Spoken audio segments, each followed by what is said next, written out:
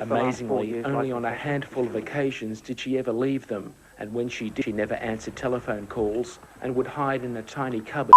Hai, assalamualaikum warahmatullahi wabarakatuh. Terima kasih buat kalian yang udah klik video ini, thanks banget. Gimana kabar kalian? Semoga sehat-sehat selalu dan baik-baik aja. Nah, jadi hari ini tuh aku mau ceritain ke kalian tentang sebuah kasus misteri kehilangan seorang gadis berusia 14 tahun, yaitu kasusnya Natasha Ryan, atau dikenal dengan The Girl Within the Cover, yang berasal dari Australia yang akhirnya terungkap setelah beberapa tahun. Kasus ini tuh lumayan menarik perhatian masyarakat. Banyak hal-hal yang gak kita nyangka. Kok bisa ya kejadiannya tuh sampai kayak gini. Bahkan kasus ini tuh sempat menggegerkan Australia dan juga menjadi berita utama internasional. Jadi buat kalian penasaran gimana kasusnya Natasha Ryan, langsung aja ini dia videonya.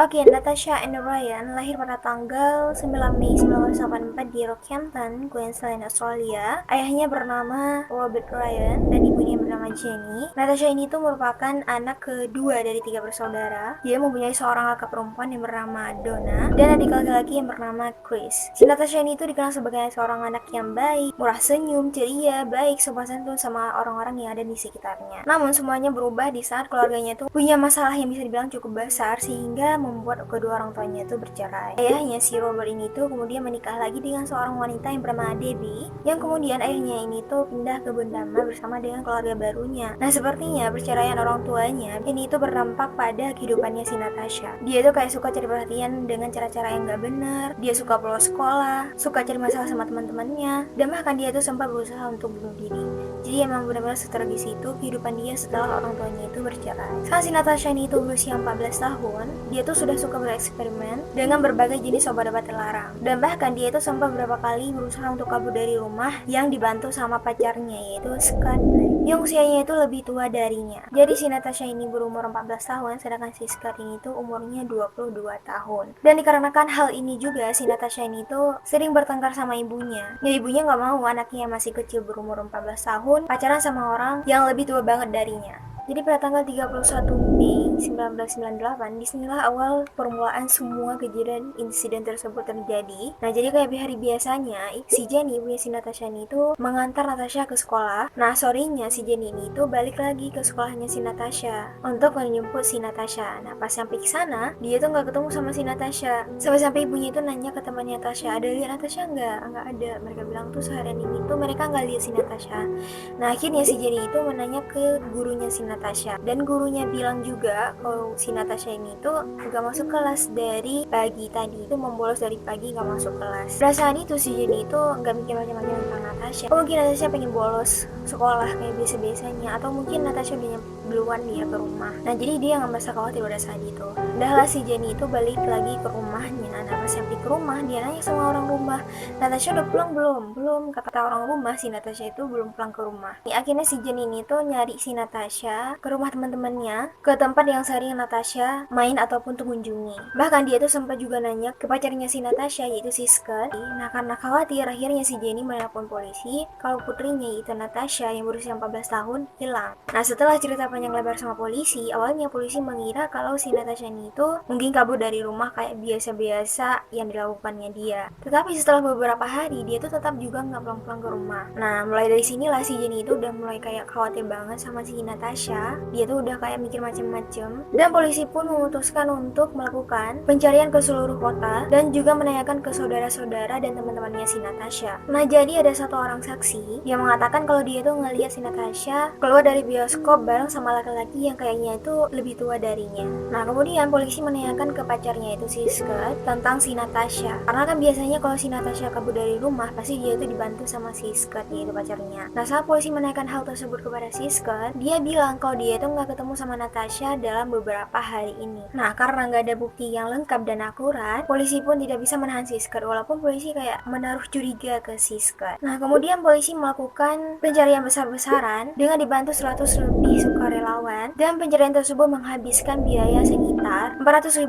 untuk membayar pajak. Bahkan polisi itu sempat berpikir kalau hilangnya si Natasha Ryan ini itu ada hubungannya sama serial killer di daerah itu. Karena selain si Natasha Ryan, ada kasus gadis lain juga yang menghilang di Rockhampton. Nah, jadi ada anak perempuan kecil yang berusia 9 tahun yang bernama Kira Steinhardt. Jadi ceritanya hari itu dia pulang sekolah sendiri karena orang tuanya itu nggak ngejemput dia. Pas dia lagi pulang, tiba-tiba ada yang memukul kepalanya di belakang. Terus dia itu diangkat dan dibawa masuk ke dalam mobil. Dan kejadian tersebut itu dilihat sama orang tuanya si Keira. Akhirnya orang tua si Keira itu pun memutuskan untuk menelpon polisi kalau anak mereka itu barusan habis diculik sama seseorang dan dibawa kabur. Dan setelah selang 20 menit kemudian polisi sampai ke lokasi kejadian tersebut, dan pas sampai di tempat kejadian polisi itu menemukan kedua orang tua si Keira itu cuma berdiri di tempat tersebut. Jadi orang tua si Keira itu nggak berusaha untuk kayak ambil mobil kayak atau motor kayak untuk ngejar anaknya. Jadi mereka tuh emang cuma berharap kalau polisi itu bisa menemukan anak mereka. Jadi mereka tuh nggak ada usaha dikit pun. Tetapi untungnya setelah ditanya-tanya sama polisi, orang tua Keira ini tuh mendeskripsikan ciri-ciri orang yang menculik si Keira tadi ke polisi. Beberapa hari kemudian polisi juga menerima laporan kalau seorang anak perempuan yang berusia 19 tahun hilang yang bernama Sylvia. Polisi kemudian memberitahu ciri-ciri pelaku ke publik dan untungnya ada yang mengenali pelaku tersebut, yaitu Leonard John yang berusia 49 tahun yang merupakan serial killer di Rockhampton yang terkenal di Australia. Nah, kemudian polisi menyelidiki dan menggeledah rumahnya si John dan polisi menemukan darah yang setelah diperiksa ternyata darah tersebut punyanya si Keira. Tetapi polisi tidak menemukan satupun tubuh manusia yang ada di tempat tersebut. 4 bulan kemudian, setelah Natasha menghilang, seorang wanita yang bernama Julie Turner yang berusia 30 tahun juga dilaporkan menghilang. Dan beberapa bulan kemudian, wanita bernama Beverly Lego yang berusia 36 tahun juga dilaporkan menghilang. Nah, karena inilah si Jenny, ibunya Natasha, mulai berpikir kalau anaknya itu menjadi salah satu korban dari serial killernya si John. Setelah polisi menginterogasi si John lebih lanjut, si John kemudian mengaku kalau dialah yang membunuh si Keira dan tubuh Keira pun ditemukan di semak-semak di pinggir kota. Pada Desember 2000, si Leonard John dinyatakan bersalah atas menghilangnya si Keira dan dijatuhi hukuman penjara seumur hidup. Dan si Leonard ini juga mengaku kalau dialah yang membunuh dan beberapa wanita yang ada di Rockhampton, yaitu seperti Julie, Beverly, Sylvia, dan bahkan si Natasha Ryan. Dan dia juga setuju untuk membawa polisi ke tempat di mana dia meninggalkan tubuh para korban, tetapi dia tidak memberitahu tentang Natasha Ryan sedikitpun. Jadi dia tuh kayak nggak punya bukti kalau bahwa dia yang sudah membunuh si Natasha. Dia tuh nggak bilang sama polisi di mana dia membunuh Natasha, di mana dia membuang tubuhnya si Natasha setelah dia membunuh. Pokoknya dia nggak ada bukti sedikit pun bahwa dia yang membunuh si Natasha yang dia berikan kepada polisi. Tetapi pacarnya si Leonard John memberi bukti, yaitu sebuah perhiasan Natasha yang dia dapat atau yang dia ambil di dalam mobilnya si Leonard John. Dan akhirnya si Leonard pun didakwa telah membunuh Beverly, Sylvia, dan Natasha Ryan. 3 tahun kemudian, yaitu pada tanggal 11 April 2003, semua orang dikejutkan dengan berita kalau si Natasha Ryan itu masih hidup sehat walafiat, gak ada luka sedikit pun, yaitu pada hari persidangannya si Leonard. Jadi pada tanggal 10 April, sehari sebelum sidang, polisi menemui si Scott dan polisi ngeliat kalau si Scott ini itu lagi kencan sama si Natasha. Nah, jadi sebelumnya itu ada seseorang yang memberitahu ke polisi kalau si Natasha itu masih hidup dan dia juga memberi alamat tempat yang ditinggal sama si Natasha ini. Udahlah, pergilah Pak polisi ini. Pas sampai ke tempat itu, polisi terkejut melihat si Natasha Ryan ternyata masih hidup dan tinggal di rumah Scott yang jaraknya itu sekitaran 5 menit dari rumahnya si Jenny, yaitu mamanya si Natasha Ryan. Semua orang tuh pada sibuk-sibuk nyari dia. Semua orang tuh pada sibuk-sibuk nyari pembunuh, siapa yang membunuh orang-orang yang hilang di Rockhampton. Tapi dia tuh berani-beraninya sembunyi di tempat itu, yang mana gak jauh dari orang-orang yang mencari pembunuh tersebut. Polisi menemukan Natasha yang bersembunyi di dalam lemari. Nah, setelah ditanya sama polisi, dia itu ngaku dia itu emang melarikan diri dari rumah dan bersembunyi di rumahnya si Scott dengan kemauannya dia sendiri. Udahlah, heboh lah semua orang yang ada di dalam ruang persidangan waktu itu. Sampai-sampai ayahnya si Natasha pingsan karena saking speechlessnya dia pas dengar bahwa putrinya itu masih hidup. Yang membuat kita berpikir, apakah serial killer itu benar-benar melakukannya atau enggak? Yang kata si Leonard bahwa dia itu membunuh si Natasha, tapi ternyata tidak. Selama 5 tahun lamanya si Natasha itu cuma tinggal di dalam rumahnya si Scott. Nah, kalau misalnya si Scott lagi ada tamu, dia itu bakal sembunyi di dalam lemari. Dan selama 5 tahun juga dia itu nggak pernah keluar dari rumah. dia itu benar-benar menghabiskan waktunya dalam kesendirian. Nah, saat ditanya sama polisi kenapa dia tuh sampai ngelakuin hal seperti ini, dia tuh menjawab kalau kebohongannya itu sudah terlalu besar. Dan bahkan dia juga bilang kalau dia tuh terjebak dalam kebohongannya sendiri. Nah, setelah mendengar kabar si Natasha ini masih hidup, jadi masyarakat yang ada di Rockhampton itu kayak marah sama si Natasha. Mereka itu kayak merasa selama ini tuh Natasha membohongi semua orang-orang yang ada di Rockhampton.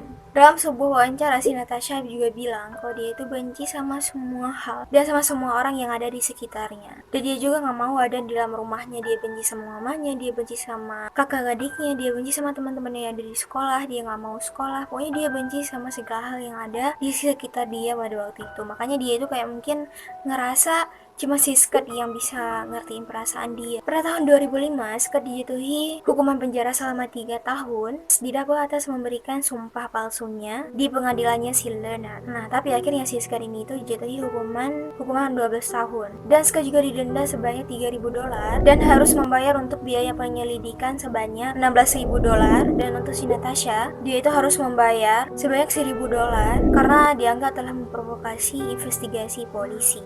Nah, di saat Scott berada dalam penjara, si Natasha tinggal bersama dengan ibunya. Dan setelah Scott dibebaskan, mereka memutuskan untuk hidup bersama lagi dan mereka menikah pada tanggal 29 September 2008. Dan memutuskan untuk tinggal di pinggir kota di Gracemore dan telah dikaruniai 4 orang anak.